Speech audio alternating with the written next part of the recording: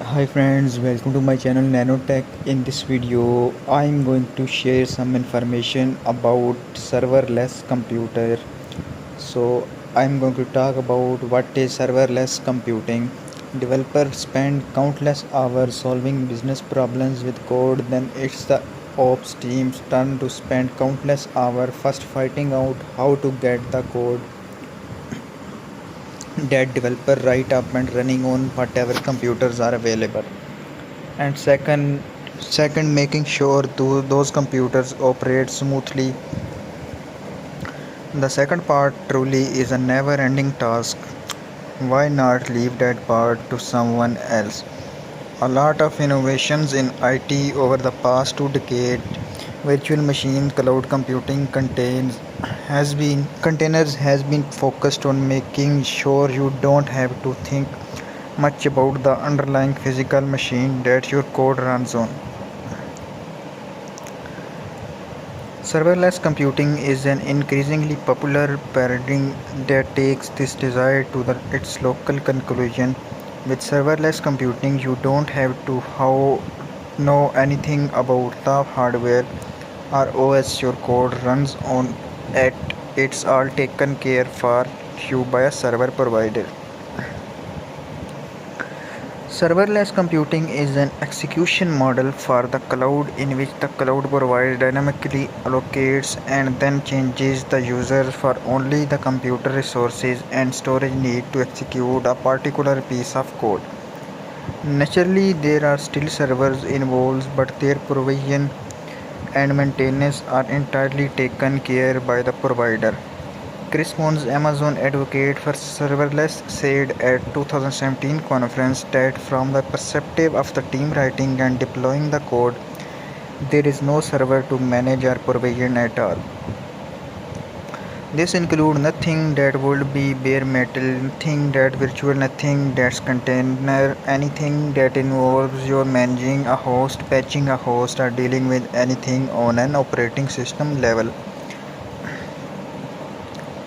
A developer explains the term was once used for so-called back-end as a service scenario, where a mobile app would connect to a back-end server hosted entirely in the cloud. But today, when people talk about serverless computing or a serverless architecture, they mean function as a server offering, in which a customer writes code that only tackles business logic and uploads it to provider. That provider takes care of all hardware provisioning, virtual machine and container management, and even tasks like multi-threading that often are built into application code. Serverless functions are event driven, meaning the code is invoked only when triggered by a request. The provider charges only for compute time used by the execution rather than a flat monthly fee for maintaining a physical or virtual server.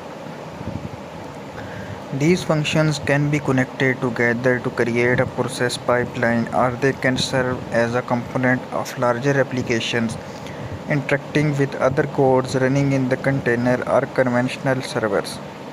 Benefits and drawbacks of serverless computing.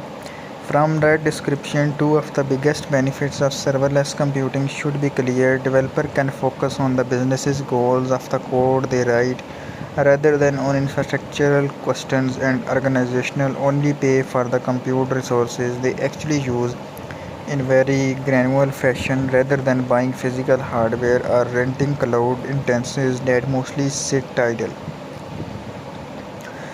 Bernard Golden points out that latter point is of particular benefit to event-driven application. For instance, you might have an application that is idle much of the time but under certain conditions must handle many event requests at once, or you might have an application that processes data sent from IoT devices with limited or intermittent internet connectivity. In both cases, the traditional approach would require providing a beefy server that could handle peak work capacities, but the server would be underused most of the time. With serverless architecture, you only pay for the server resources you actually use. Serverless computing would also be good for specific kind of batch processing.